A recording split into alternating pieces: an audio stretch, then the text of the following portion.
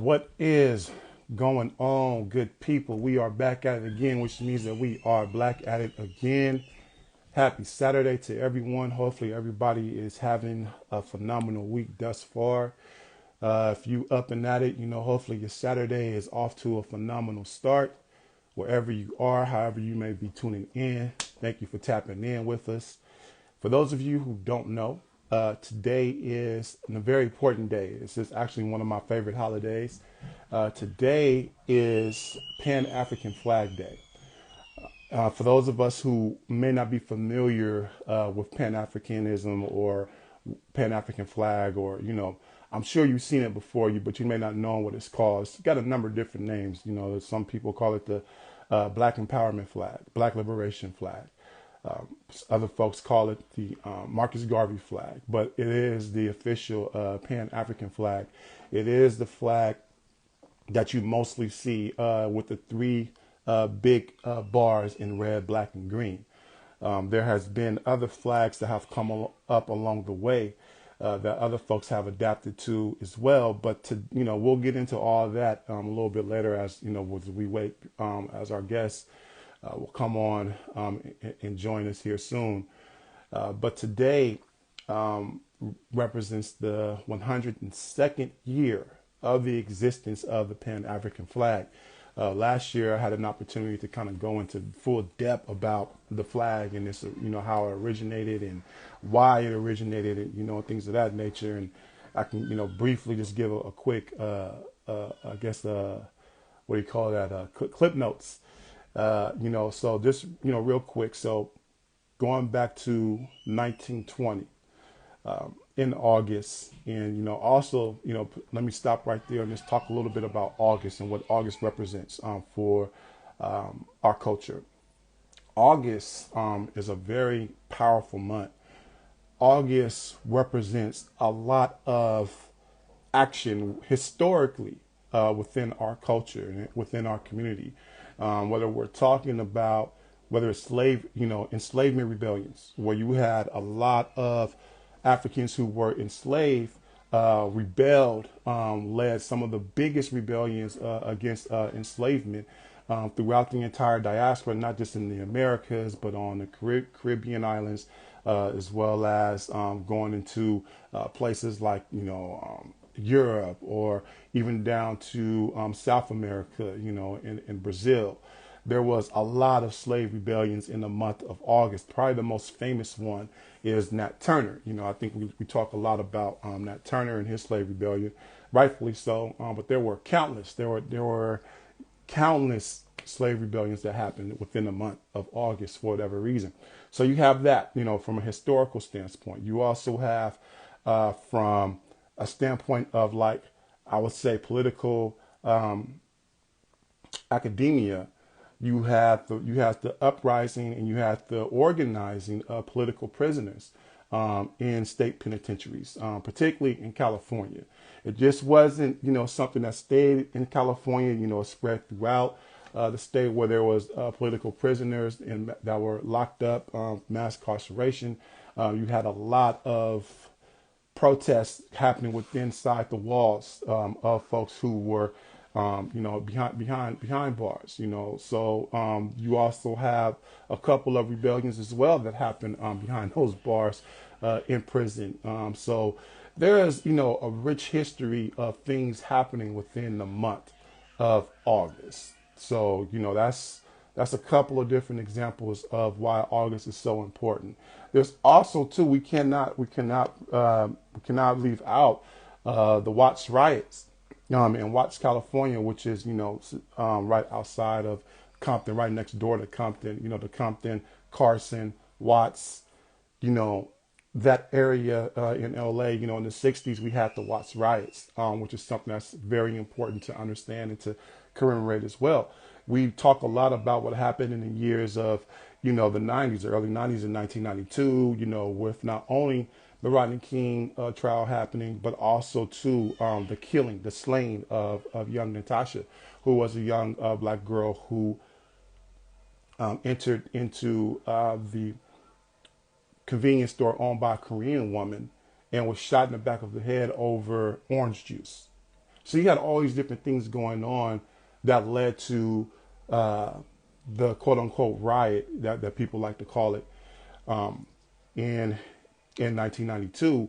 But that also is a form of a rebellion. You know, that is a form of an outcry. It's a pour of an outcry as to what is going on in the world at that time. You know, so then you have, so in the 60s, we had the Watts riots, you know, which was very similar, you know, unjust as always.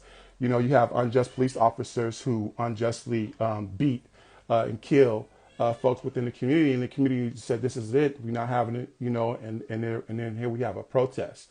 What's very interesting about that particular protest, the aftermath of that protest, is that a college came out of that protest, which is Cal State Dominguez, and I don't think we talk about that enough. And I plan on getting my brother, Dr. Sean James, on one day soon, who is the director of the Educational Opportunity Program that kind of was born out of that struggle of the Watts riots, but also with Cal State Dominguez being born out of there. That particular program is something that carries on that legacy. So eventually, you know, I want to have him on to kind of talk about that too. School's just starting back up, so I'm sure he's pretty busy. But once things kind of settle down, you know, we're going to have him on. But just want to give y'all a quick, updated history. I see that my guest is in the building, so we're going to go ahead and invite my brother on. We can, you know, kind of break bread and talk a little bit more in depth about like the importance of today and what it represents. So while my brother is coming on in here, let's see here. Just want to make sure that we got that invite. All right. So hopefully, just sent you the invite, bro. Cool. We on. How you doing, brother? Hey, greetings. How you doing? I'm doing well, King. So just let me give a quick, brief, I guess, pre-intro to the intro. So when I joined Instagram way back when, you were one of the first people that I actually followed. I came across a video of you talking about the importance of Black folks working together, and you were doing it in such a way where I thought, like, you're teaching, you're not preaching. And it's something that it was something that was very welcoming to me as someone who also studies within our culture and as someone else who also believes in Pan-Africanism, you know. So just to think about this journey, you know, I've been on this thing, Instagram, for a while now. Yeah. And to see, you know, you continue in there, but like I'm seeing you build, I'm seeing that things are getting bigger for you. I'm seeing that when you do have a live or you do something on YouTube, the following grows. And I think it's so dope to see what consistency can bring about. So I love the fact that you use your platform to teach. Like I said before, too often I feel that some of us within this community, whether we want to call it the conscious community, Pan-African space, whatever the case may be, it seems like we're talking down amongst folks, and that turns people off. So like the message that we have, which is an important message, it just goes over folks' head because of how we deliver the message. You have been someone who consistently have been a part of welcoming people in, bro. So I just want to tell you that, you know, which is why I always kept in the back of my mind, like when I do start something, I want to get this brother on, man, because how you go about, you know, putting your lessons together, bro. So I definitely appreciate that. But without further ado, we have the brother Haki Shakur is in the building with us today. How you doing, King? Man, I'm doing good, man. And I appreciate, man, all those sincere words, man, because that's crazy, because that's the same mutual feeling that I got for you, even though you might not know it, you know what I'm saying? But I've been following you since I first got on Instagram. So it's kind of like our journeys have been taking those steps at the same time, because I've been following you, and I've been appreciating everything you've been doing. And, you know, I be peeping everything you be doing and stuff like that. So, you know, I wanted to give you your flowers when I hopped on here as well, because, you know, we in this thing together, we growing together, man. So I appreciate you bringing me on this platform today, especially on this day. Come on, man. And right here, man. Come on. Hey, I'm excited, you know. Come on, man. Well, I appreciate that, King. Yeah, so let's talk about this day, man. This is such an important day within those of us who understand this culture. You know, this is a holiday. This is a day of celebration. This is a day of honoring. You know, I think the best thing to kind of start about when we start talking about what this day represents is like truly what these colors represents. Right. You know what I mean? And I think over the years we've seen different variations of you know, different flags, you know, that have like the red, black, and green, but like the traditional and the original flag is the 3-barred flag that has red, black, and green in it. And then the Right. colors mean something, bro. Can you break down a little bit what those colors mean? Yeah, like the colors are very significant because those colors have been around ever since, like, we could take it back to even ancient times in Africa. You know what I'm saying? Like, those colors just keep popping up, you know what I'm saying, across our historical story, period, as an indigenous people on this planet. So it's, you know, like those colors is meaningful, it's powerful. You know, they represent something very significant. I mean, it's been various variations and meanings too. So not to confuse people, we just gonna keep it elementary so people won't, you know, get overstretched mentally on what these colors really truly stand for. Right. And behind them. And we'll just break them down simply. It's like, you know, the red represents that blood, the blood that has been shed, you know, for, you know, centuries of our ancestral struggle. You know, that's that blood that's pumping through your veins. That's your birthright. That's your ancestors' blood. You know what I'm saying? Like, even on our flag of the provisional government of the Republic of New Africa, that color symbolizes, we took it and kind of flipped it a little bit, but it still represents the same thing. But we made the red on the flag like small because we don't want to continue to shed blood. You know, we want to shed as minimum of blood as possible in this struggle for our people. But overall, it represents that ancestral indigenous blood pumping through those veins. The black, and our ancestors. You know, I don't really get too deep into, like, you know, people, you know, we know that it means, you know, it represents the black of our skin complexion and things like that. But it's far more deeper than that, because that black symbolizes, to me, it symbolizes everything. You know what I'm saying? Because everything comes from black. Period. Because that's how our ancestors seen it. That's how they put it out there. You know what I'm saying? Like, black is scientifically the all. It represents everything. So I just say the black represents our people. You know what I'm saying? Green, the most important color on the flag, is the land. You see what I'm saying? The earth. You know what I'm saying? Mother Allah, or whatever you want to call earth. You know, the feminine nature, everything that defines what this land represents. Land is the most important thing to African people, because it symbolizes, you know, agriculture. You know what I'm saying? It symbolizes, you know, nationhood, your birthright. All these type of things are, you know, simultaneously in, you know, symbolism of land. We need land. Land is the most important thing to our people. That's who we are. We identify with land. We identify with nature. So that it symbolizes Africa. Mother Africa is that green. You see what I'm saying? Or wherever African people, indigenous people are across this planet, that's what that green on that flag represents. So people should, you know, embrace these colors, because these colors are your birthright. Come on. Yeah. I think it's so, like you said, you know, it's something that may sound elementary, but at the same time, we can't assume that people know. You know what I mean? Like, people see these colors, they're like, oh, well, I just identify that with, like, because it's used throughout. And that's something else. You know, I really wish, like with everything else, I wish that there was like a standard, like, procedure of, you have to go through some kind of training to wave this flag. You know what I mean? Because every other organization has some kind of training, whether we talking about Bloods, Crips, whatever. You can't come on the college scene and rock an alpha sweater and you're not an alpha. You're gonna get checked for that. You know what I mean? So every other organization, you know, like, and because I say that because I see so many people misrepresent the colors, hide behind the colors, hold it as a shield to, like, to promote their bullshit, you know, just to keep it plain. You know what I mean? And I'm like, bro, that's not it. That's not why we rocking these colors. That's not what red, black, and green stand. That's not even a Pan-African ideology, period. You know, so we see that often, man. I think that also throws people off. So, you know, while we talking about, you know, Pan-Africanism, we can't talk about that without talking about Marcus Garvey, Right. and the importance of this ancestor and what he meant, because it was him who came up with this idea to put a flag together, out of a call of resistance, to what was going on in our country at that time. For those of us, I said this last year, for those of us who are really into music, you have to think back in the 1920s. There were songs on the radio that was like derogatory towards black folk in a way like niggers don't have a flag. Right? I think that was actually the name of a song. Right? Yeah. Every people has a flag except for the Negro, or except for the nigger.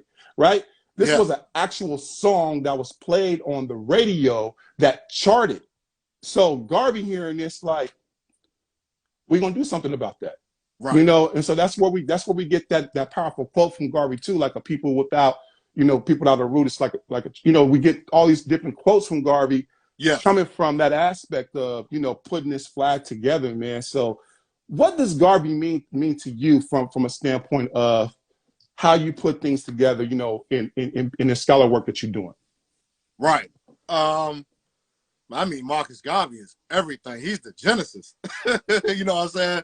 Even though there were several individuals that kind of came before him, but they're a little unknown. But he took some of their things and he just put it all in a pot, and he took it to the threshold. Yeah. Because even to this day, nobody has reached that threshold. Right. You know what I'm saying? Of organizing. Right. Our people, whether it's in, the African diaspora, on the continent, just globally. So to us and the New African Independence Movement, he's the genesis. He's the father of African nationalism, Pan-Africanism, you know what I'm saying? Because he showed us where you're supposed to take this thing. You know what I'm saying? And it's crazy because in 2022, you still got a lot of, black people that still don't know nothing about Marcus Garvey, which is crazy. You know what I'm saying? Like, and like you said, I don't like to look down on my people, so I don't hold it against them, because I know the type of deep colonialization that they're still in, and what we went through as a people, how they, indoctrinated us, mentally. So I don't hold it against them, but in 2022, with all this technology, it's no way that black people shouldn't know who Marcus Garvey is. You know what I'm saying? So I just look at Marcus Garvey as that he's that genesis on our tree of African nationalism, Pan-Africanism, and things of that nature, and that we still look towards him. We look towards to him for directions, right? Because we still going through this transition as a people to try to get back to that, because we've been so detached from that. So I always try to use him as the figurehead to teach these babies, to teach these children, to teach our families, our community, like, look here, this is an individual who sparked something that we need to keep, sacred, and still learn from that, because we haven't got to where we're going. Like Nipsey said, it's a marathon, you know what I'm saying? It's a practice struggle. So I use him as that basis. He's the key basis and father of Pan-Africanism and nationhood and all these type of things that we should be looking towards to, that we done been pushed so far away from. So it's like Marcus Garvey means everything to me, because he's on that tree, because it was Marcus Garvey, then Elijah Muhammad, then you had Malcolm X, you feel me? All these people are Garveyites. Queen Mother Moore, you see what I'm saying? Like, all these individuals throughout history that came and became great, they come from Garvey. You know what I'm saying? Noble Drew Ali. All these people come from Garvey. You know what I'm saying? So you can't skip him. You know what I mean? Like, if you're really trying to train yourself and uplift yourself and find that self-identity, that self-dignity, that self-love, culture, it has to start with Garvey. Period. Facts. You know what I'm saying? He wasn't a perfect individual. Like, none of us are perfect. We're not saying he's perfect. But what he did, what he organized, you see what I'm saying? And where he took this thing. I mean, man, you got to study that, man. You got to take that and put that into your life. You see what I'm saying? Because Garvey is he's the man. This is real, man. I often say that too. Like, I actually got I know someone. One of my closest friends has a friend who is an actor, who is put and when I first met this brother, I said, damn, he looked like Garvey. Like just meet him off the rip, right? Right. So some 7 years, 8 years later, come to find out he's actually putting together a movie about Garvey. Oh wow. So me and him, we talk a lot about like, you know, Marcus Garvey and just like what he's finding out and what I know, you know, about Garvey. We, you know, comparing notes and stuff. And so like you say, Garvey wasn't perfect.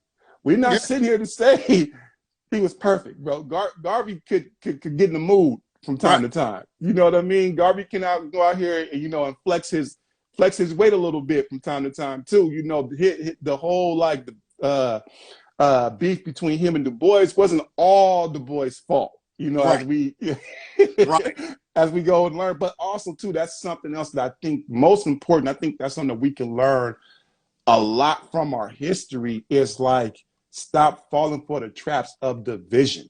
You know, throughout our time in every single movement that we have had, there have been Black folks opposed to whatever that movement has been. It was Black folks who was opposed against King. You know, King father didn't want King to be out there doing what he was doing. You know, so this has happened over time. So it's like you say, we now in the years of 2022, the new age, the smart age, the information age, whatever you want to call it. Hopefully this is something that we can learn from about like, don't fall for the traps of division. This is not either it's this or it's this other thing.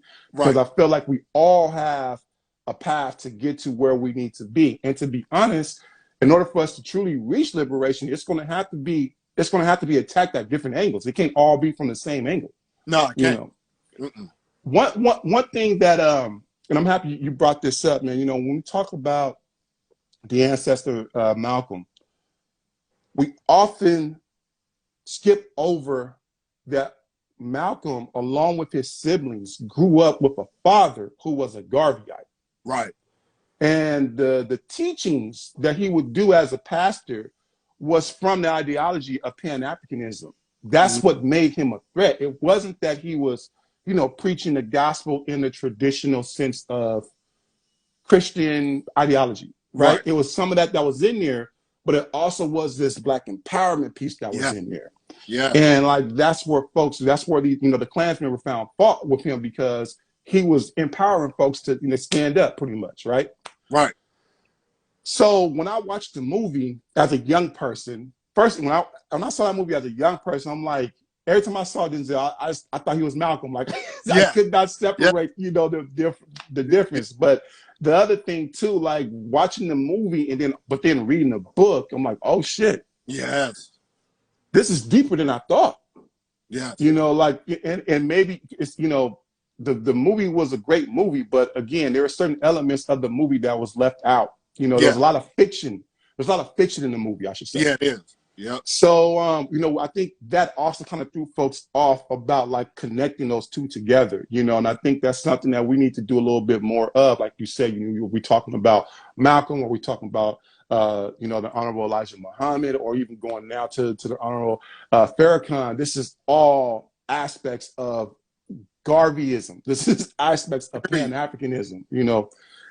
Which I think is so important, especially when we go on to this day. So let's get back to this day a little bit. Oftentimes in our culture, in our history, whether it's Black History Month or something else, it always starts as like something that we have to like put our shoulders down, you know, to celebrate, you know, oh, Black history, well, you know, we got to learn about slavery. And it's like, it's so much more to Black history than just like enslavement. That is a very important element, especially to where we are now in this country as foundational Black folk. But there's so much more to bring into, you know, celebrating and honoring Black history. Right. What I love about today is that we get to skip all that and say, we celebrate us. You know what I mean? Like this is a day of real life celebration, of understanding like who we are as a people, and just like how you broke down like the colors, I'm sure you feel the same way. What are certain positive things that people can take from this day? Let's say if me and you walking down the street and we bump into some brothers who don't know about today, what are some of the things that we can tell those brothers about today? I would say the most important thing is that, um, self-pride, man, self-love, and respect for yourself.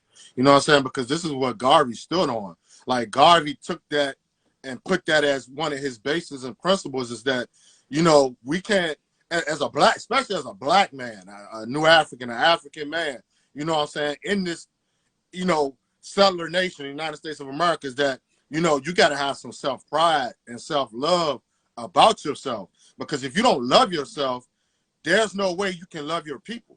You feel me? And that's what this day represents. That's what that flag represents. You know what I'm saying? When we're talking about Pan-African Flag Day and RBG Flag Day, is that this is something that you can embrace, to know that you have something that a man created and a movement created to show you that love yourself, African man, love yourself, African woman. You know what I'm saying? Like that's the most important thing that you got to get out of that, because we know everything comes out of love.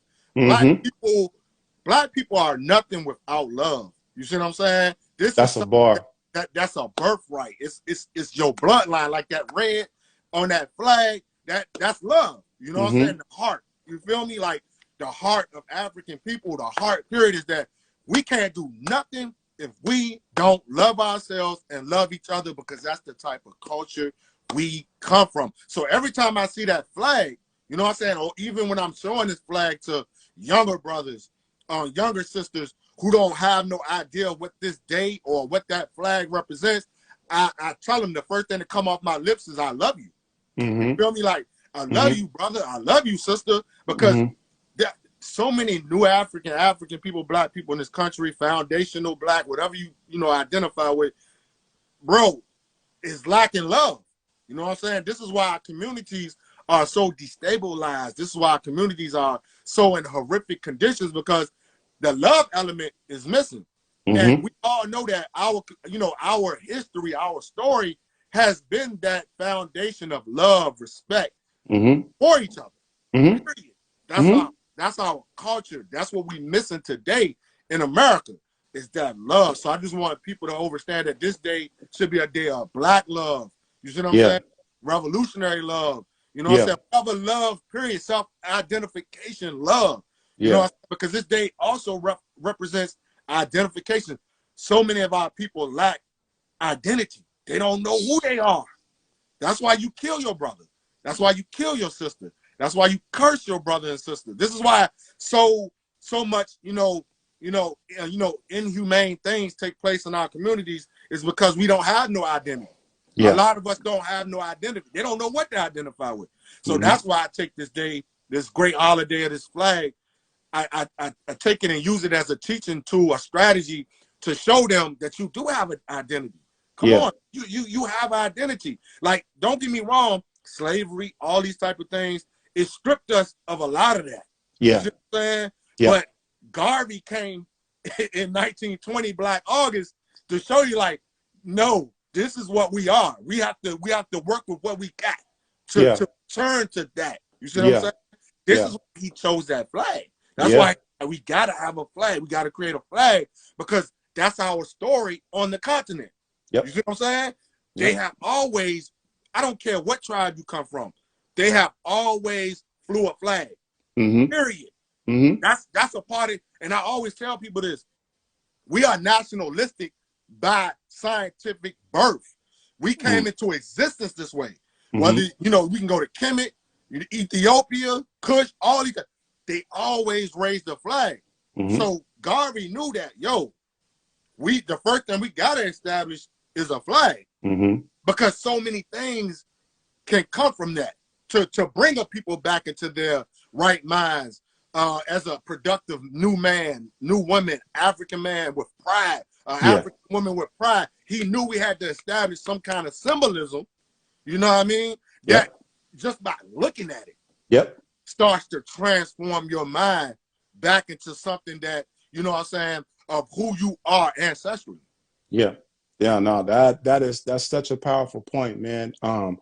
We talking about love, and we know that, unfortunately, due to the enslavement of our people, the greatest weapon that came out of that is internalized oppression.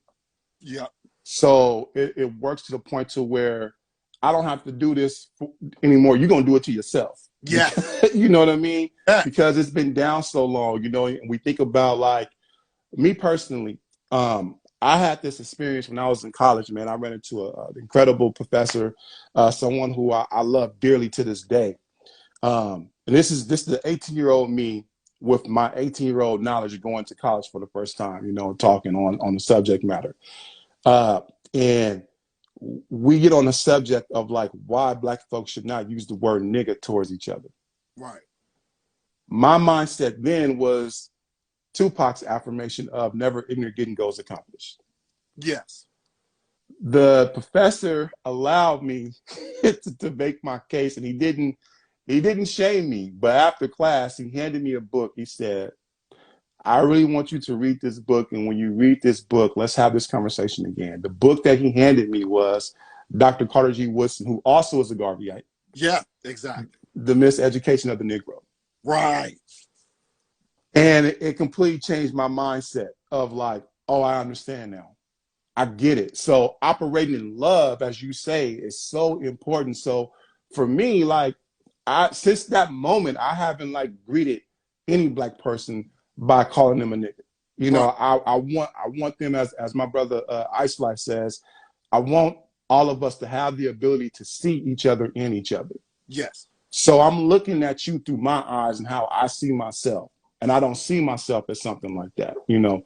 Right. And to this point again, as we're talking about like why we don't have love, I think one of the greatest jokes in comedian history came from Dave Chappelle when he was talking about how he got called to the HR department for dropping the. You know what I'm talking about? Yes. Come on, bro. That joke is so powerful, man. It you know, like it hit me to a point to where like I felt exactly what he meant, and I felt like it did this. It felt like it went over folks' head. You know what I mean? People was caught in the laughter and not understanding the truth from what he said when he was like, "Well, Renee, I'm not a nigga either." Like, you know what I mean? That's powerful for, I personally believe, for a black person to understand that. You know what I mean? And at the same time, get to the point to where like, again, if someone comes up to me and says that to me, I'm not going to be confrontational with them. I understand we all on different paths. Eventually, if we come to where this person is now part of my intimate circle, we can talk about why. Have you noticed I never called you a nigga? We can get to that conversation, you know, later on down the line. But that love piece is so important, man. And I'm happy that you brought that up.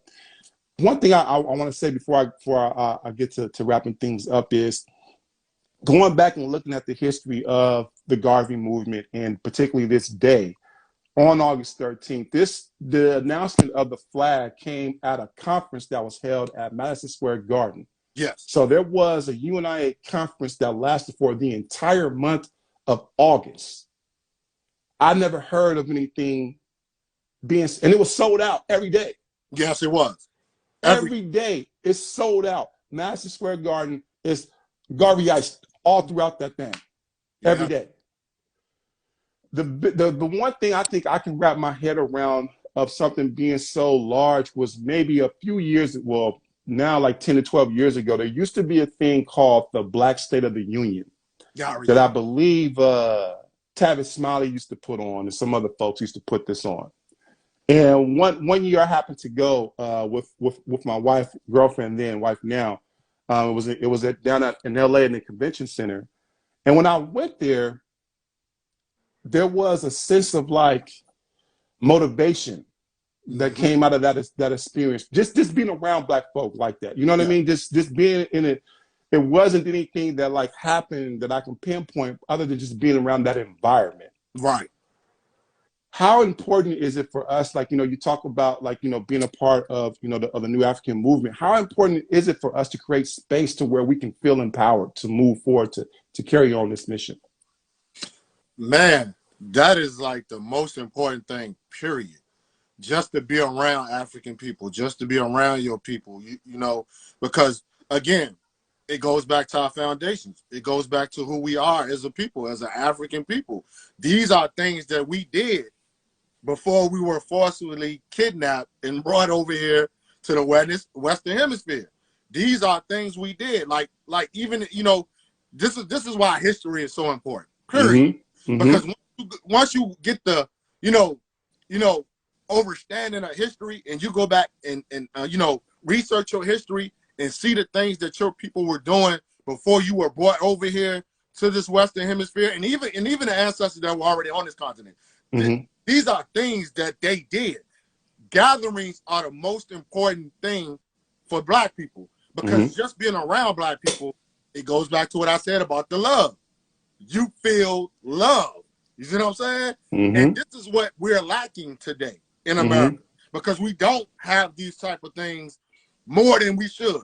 You see what I'm saying? It's like it takes, and this is the part that I get so upset with. It takes things to happen to one of us. To have these type of gatherings. It takes the murdering, the genocide of our people. So, and it goes back to even to the street culture.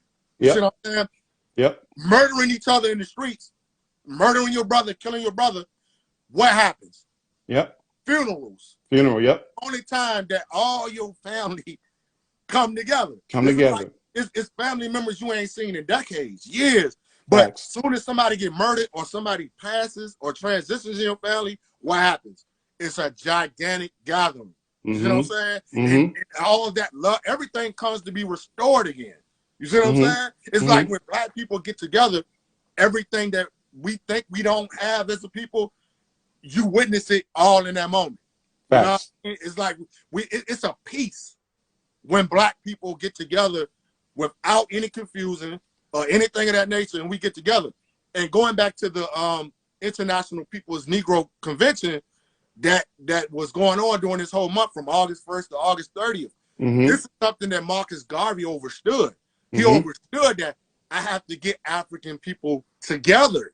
You know what I'm saying? Because one of the most important things with that is that when we can get everybody in the same space, now we can go over our issues. We can take care of our agendas the proper way. You know what I'm saying? Nobody is left out. Because it goes back to like what the Panther said. The people are the power. You know what I'm saying? So we can get the people together. You see what I'm saying? Now we can go through these agendas. And that's what Garvey did in August. He was like, I got to get all these African people together. I got to get them in the garden. So now I can propose to them and ask them as a people, and the most important thing, as a nation. You see what I'm saying? A nation of people in this building. What do you people want? What do you want us to do? Where do we want to go? Because that's the most important thing in African tradition and African culture. Where do you want to go, my people? What do you want? Those simple questions. What do you want? Where we want to go? And that's what that International Negro People's Convention represents by the UNIA, ACL, is that where do you want to go? Because people don't even realize, and this is why I want people to research that convention that took place in New York at the Garden, Marcus Garden. Man, you will learn so much stuff from that alone that it'll give you the clear picture of where all these leaders that came from Garvey, that are extension of Garvey, this is where they get their concepts and their train of thought, their ideologies, and all these type of things, all the way to Malcolm. This is where they get it from, all the way to the Panthers. This is where they get it from. You see what I'm saying? That convention. All you gotta do is study that convention, and you will see everything. Like, whoa, I ain't know 25,000 people held a plebiscite, a vote to have their own government. This is something that you know, how many 45 million, 50 million Black people in this country, majority of them don't even realize took place. That Black people congregated in the garden to decide our destiny. Like, they wanted their own government. They didn't want to be a part of America no more. And they got to understand that the UNIACL was a government. It wasn't just an organization. No, this was a government that was recognized by 40 countries. And so many Black people don't even know that. This is the first provisional government on this soil. You know what I'm saying? They held a plebiscite. You see what I'm saying? And I want people to study that and research that, because this is something that's left out of our curriculums, left out of our educational systems, is that they don't even realize that your people were struggling for their own nation. You see what I'm saying? Like, this is something that was a reality, and it happened. You know what I'm saying? The UNIA, ACL, they had their own passports. They traveled to different countries with their own passports. Yeah. So many. I mean, I told this. Matter of fact, I told this to a couple of young people before. They were so shocked, man. They was like, yeah. They was, how is that possible? How they had their own passport? I'm like, they had their own passports. Yeah. They didn't have American passports. They traveled with their own passport. You know what I'm saying? So it's just Marcus Garvey and the culture of nationhood. It's that this is something that's not evil. Because, you know, when you look at it today, J. Edgar Hoover, COINTELPRO, all these individuals who were against our leaders, our people, and things of that nature, they painted this narrative as that, no, you Negroes can't have no nation. Mm-hmm.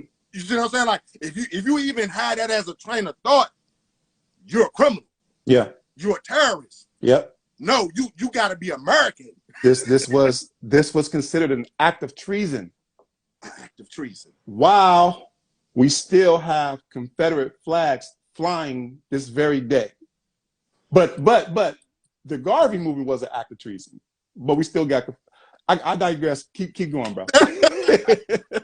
but no, you just made the perfect example.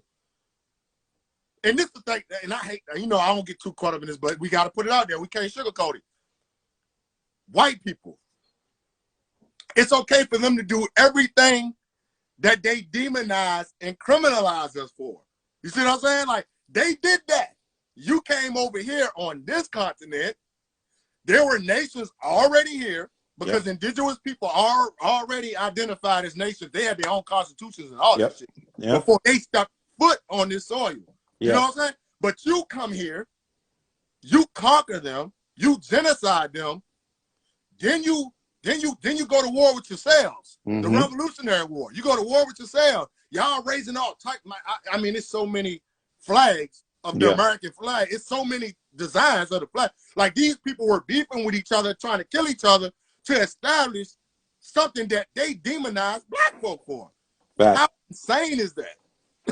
The hypocrisy of it all, man. It's enough to make you pull out your hair. It's enough to make you pull out your hair.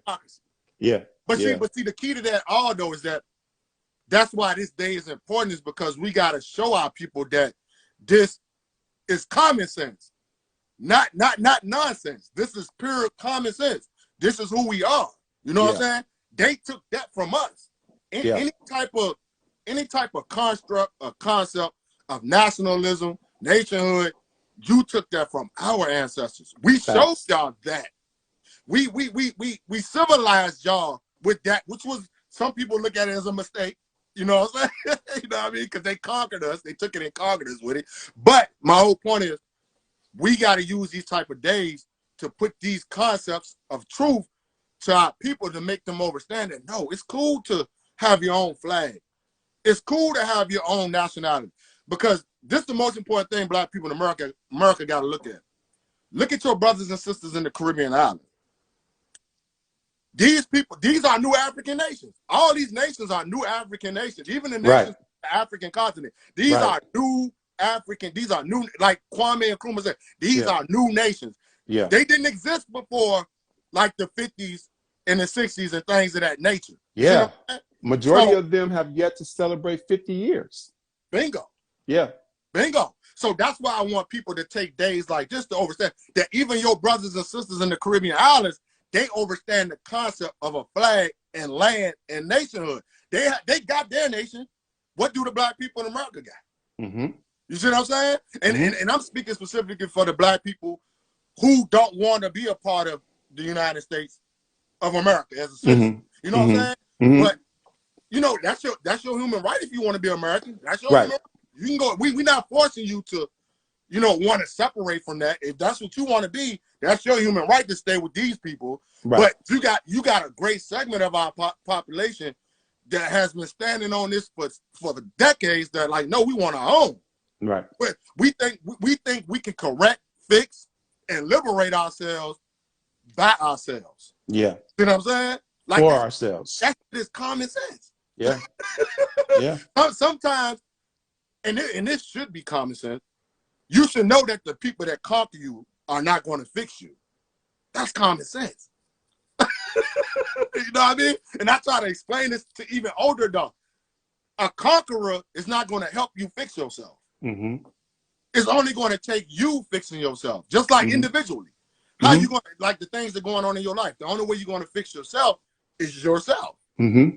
Nobody on the outside, no external forces can fix you, especially the ones that conquered you. See what I'm saying? So this is like medicine in a sense. Yeah. Medicine and the healing, even through reparations. Like a lot of people get reparations misconstrued. Yeah. Reparations is to repair. Yeah. That's what reparation is to repair. Facts. You know what I'm saying? The only way you can repair yourself is to yourself. Yeah. Man, all speaking, you know, to me, I'm hearing everything you're saying. We got a question that is, okay, we got a question in the question box, and this is coming from Afrinoya. She says, rebuild or rebuild or rebuild a what does it say? I'm sorry, sis. You know, my skills in this reading these big words, these 5-syllable words ain't up there with you. Yeah. But pretty much like, should we be thinking about rebuilding or just like starting anew? You know, in a sense of how we see the trajectory of this movement going. Is it important for us to stand here and rebuild, or is it more of us trying to let's just start anew, you know, and dip out and go somewhere and start anew? Yeah, I mean that whole dynamic is always going to be a twofold way. You know what I'm saying? Because it's like you got people that think. Well, I ain't gonna say think. You got people here that know that we have to rebuild on this land. Yeah. Because you got to understand this. Like in the great African traditions of our ancestors, is that wherever your people are buried is now your home. And not necessarily saying the home of our conquerors. You see what I'm saying? It's basically saying that you have the right to establish your own home wherever your ancestors buried. So the individuals who choose to rebuild where their ancestors is buried, that's what I'm on. I'm on that. Right. But we got to always understand that what Garvey and all these Pan-Africans were saying at the same time is that some people are going to leave. But my overall perspective of both of those twofold ways that we can choose in human rights is that we build a collective, cohesive, you know what I'm saying, relationship with those who leave and those who stay. Yeah. No matter what we do, we got to keep that united. There has to be a bridge. If you go back to Africa, cool. If you go start your nation back in Africa, cool. We going to support you. Regardless, that's the mindset we got to have. I'm going to support you if you go back to Africa. But don't forget about us here as well. The ones that's trying to establish something here based on our birthright and what happened to our people, the land that's old, all this history of genocide of our ancestors who already did that. Yeah. We got a history of already having our own on this land. Right. So you can't go wrong with either situation. If you want to go back home or you want to stay here and build your home here, that's your international human rights, and we should support both. Because you got too many black people that are split on both. Like, if you say you want to stay here and build, you're wrong. Or if you go back to Africa, you're wrong. No, brother. No, sister. Neither one of y'all are wrong. Right. Period. Yeah. And these, like you said earlier in the live, these the little decisive things that keep us divided that we have to get past. Yep. Like, people don't realize the smallest little things are the biggest hindrance. Yes. You know what I'm saying? Yes. Because many generations we have went through with the same hindrance is these little decisive divisions. Facts. No, Facts. we gotta look at it from a collective and as a nation and a people as that neither one of us is wrong. That's it. It's not a either or, it's yes and. It's yes and. Yes and. Yes that's and. It. That's how we have to flip that. That's crazy because that's how we always been as a people, no matter where we've been on the continent. If we had disagreements or whatever, we, like you said, it's just coming together. And now let's start to figure these agendas out so we'll know that neither one of us is wrong. Right. Yeah. Because it's all about self-preservation at the end of the day. That's it. That's it. That's it. Elementary. Yep. Self-preservation. Because all these white folk and all these other races and what you think they stand on? Yeah. They stand on self-preservation, period. Yeah. But the blacks in America are still struggling to figure that out. We'll get there. We're gonna get there. We're gonna get there. We definitely gonna get there. So before Instagram kicks us off, man, let me go ahead and get to my 5 open-ended questions. So I have 5 fill in the blanks for you, and then we'll wrap on up. Okay. All right. The first one says, my level of consciousness has made me most thankful for blank. Being a new African. There we go. Next one. My dedication to my community has taken me blank. Repeat that one more time. My dedication to my community has taken me blank. So it can take you from a development standpoint. It's taking you from point A to point B, however you see that going. I would say it has taken me to the path of being a productive new man in my society and my household. There we go. So I see you, and I believe that you are one of our master teachers when it comes to this subject. So I see you as a scholar. And so this question was presented in this way. If I wasn't a scholar, I would have been. That's a good one. I just put it like this. To come this far as a black man in this country and to reach this development that I'm at right now, and I hate to say this, and I don't want to wish this on nobody, but I probably wouldn't. I probably wouldn't. I'd probably be in jail or something. Just be honest, man. Just being honest. You know what I'm saying? Knowledge is power, bro. Knowledge is power.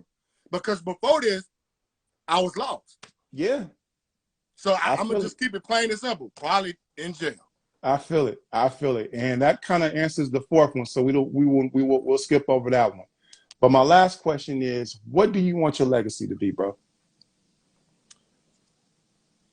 I would want my legacy to be a person that can be an example of transformation, redemption, and became an asset and a value to my people and our liberation.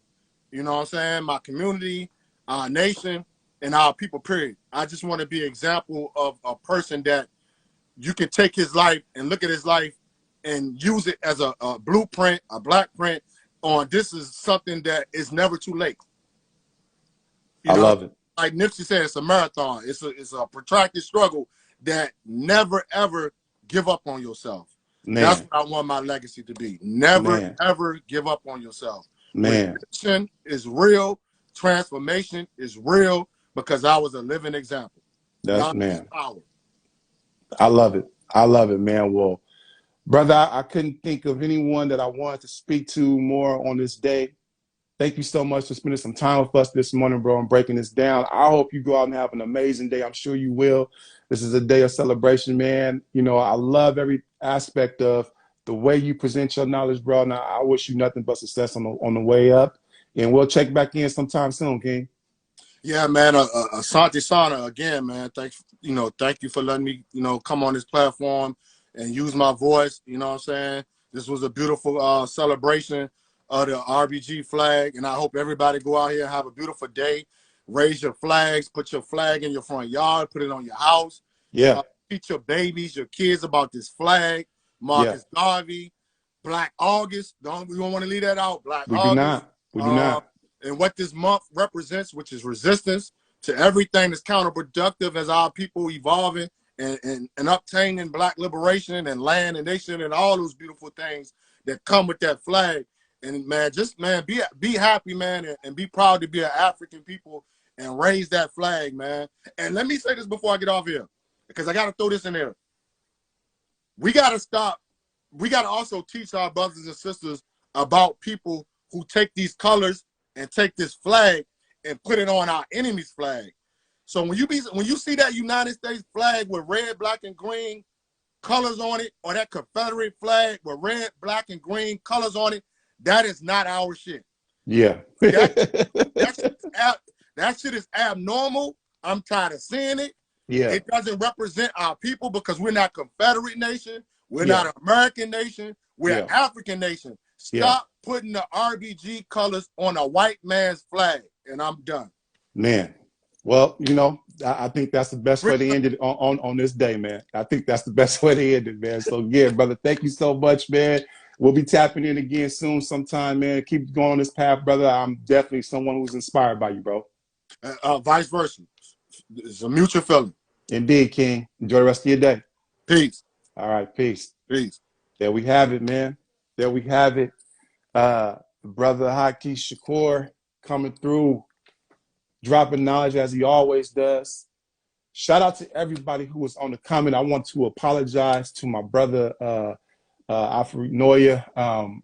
You know, just kind of, I ain't got my glasses on. Shit, I'm on my glasses. Seeing your icon, I couldn't tell either or. But you know, I apologize, King. That was a dope question that you brought up in the chat. Shout out to everyone who was in the chat, keeping this going. Shout out to all the folks who came on, who made this be your first time, you know, coming on to the Manifesto Pod Show. This is what we do. You know, we have interviews and we have conversations about our culture, things that affect our community. So if you are someone, this is your first time on, please feel free to follow. You know, we consistently have conversations like this about our community. You know, today being a special day, what it is, of course, we're going to focus on Pan-African Flag Day. We're going to focus on Black August. You know, we'll have a couple more conversations about Black August before August is over. You know, for those of us who've been here, you know, that's been on this, you know, before, man, thank y'all for returning. Thank you for spending the piece of your day. You know, I know sometimes these interviews can get a bit lengthy. So if you're on, you know, from start to finish, man, I really appreciate it. Even if you're just on for a couple of minutes, man, you just want to tap in real quick. Shout out to you. Thank you. Thank you for coming on. I just looked and saw that we are pretty close to having 500 folks on this page that's following us, man. And that's big. You know, I'm someone that's doing this organically. I'm not buying followers. You know what I mean? I'm not doing TikTok dance videos like, hey, follow my page, none of that stuff. So, you know, for folks tapping in to almost have 500, man, I definitely appreciate each and every one of y'all who are tapping in, that want to follow the page. And, you know, don't be shy. You know, if there's a topic that like, yo, I think, you know, we want to hear about this, like, let me know. Just shoot me a DM and, you know, we can go from there and kind of build it and go from there. Also, one more thing I want to say to the folks that's hit me like, bro, man, I what's up, man? You know, I ain't been on the pod show yet, bro. I got you. It's coming. For some of y'all, you know, I want to make sure that it's a topic that's worth your time. I don't just want to have you on for the sake of having you on, but I want to make sure it's something that speaks to who you are and what you do, so we can honor you in that perspective. So, again, shout out to everyone. Happy Flag Day.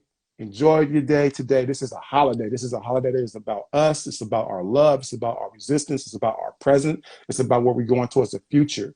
So don't be shy in celebrating today. Even if you don't, like, I don't have an RBG flag. It's cool.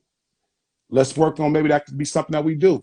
If you don't have an RBG flag and you want to know where to get your flag from, that's not like Amazon, but like a Black-owned business, shoot me a message. I'll send you to a Black space where you can get that. You can get that flag, you know. But other than that, thank y'all for tapping in. We'll tapping with y'all next time, man. Peace. Enjoy the rest of y'all day. We out. Peace.